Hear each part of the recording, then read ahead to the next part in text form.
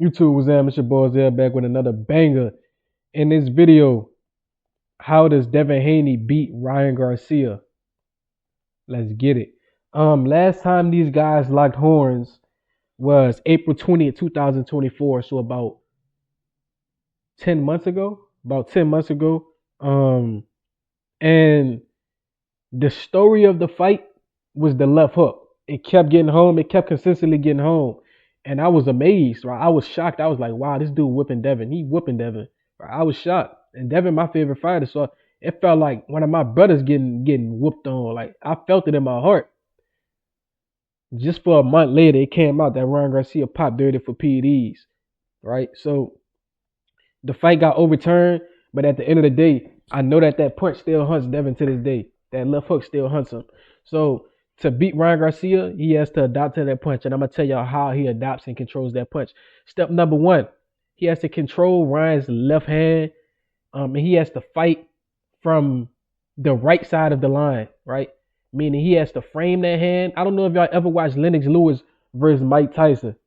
I wish I had the clip to show to y'all when Lennox Lewis framed Mike Tyson from the right side of the line with his left arm and crossed Mike Tyson line with a right hand and knocked Mike Tyson smooth out.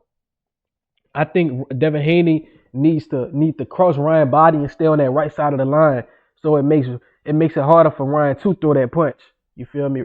Ryan Garcia gonna have to back up if Devin Haney stays on the line with him to get space to throw that punch. I don't think Ryan Garcia has a 1 inch punch, right? So like I'm saying, Devin Haney has to control that left hand, or he has to bait out the hook, and he could bait out the hook by doing many things, by feinting the jab, by feinting the right hand, by feinting with his foot, by doing a head feint. You can feint out the hook many because Ryan Garcia is reactionary.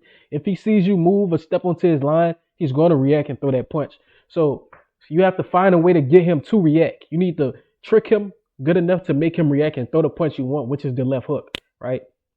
And once he throws that left hook, that's the bait. You got what you wanted. Now you need a trap or a counter to make him pay for throwing the punch that you predicted. So an easy counter would be either one to duck and to spring back up with a 1-2 to duck, spring back up with a straight with an uppercut. Because you don't want to get off the line. You want to make him pay. So you got to get underneath the punch, first of all. You got to get underneath it. Either you get underneath it or block it. But, I mean, either way, you got to get out the way of it, right? And I think what Devin Haney is most likely going to try to do is block it. He's going to have to try to block it. And maybe come back with his own hook or come back with an uppercut or something. He got to hit him with something after he blocks that punch because Ryan going to be open after getting blocked. That's just how it works. When you got all that momentum swinging from one side of your line to the other, first of all, you got to catch your weight, right? And second of all, that gives your opponent an opportunity to hit you while you're trying to catch your weight from one side of the line to the other. This is basic boxing. If I'm talking over your head, my bad. It's basic boxing. You feel me? If he crossed from the left side to the right side of his line, which is what he does with that left hook, then he has to catch his weight on his back foot, and that gives Devin Haney an opportunity to make him pay. You feel me? And last of all, when Devin Haney is not on the line and he's not planning on reacting to that hook, he has to circle to Ryan Garcia's right hand, right?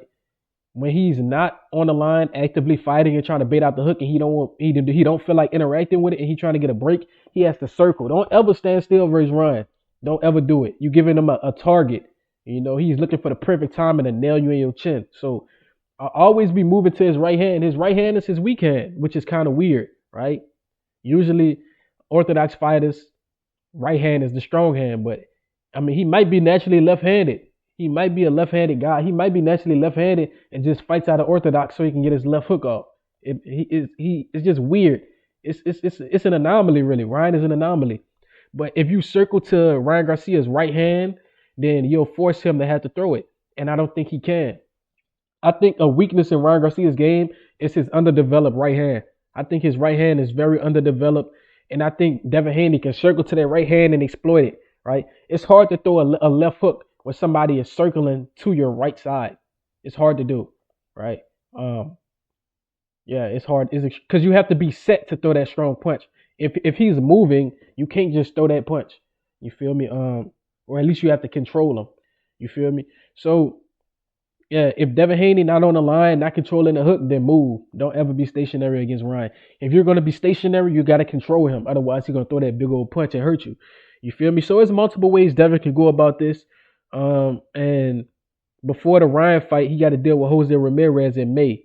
And I hope he dominates Jose Ramirez so people get off his nuts and people understand that he is a pound for pound fighter and he does have skills and he has beaten world champions in this sport of boxing.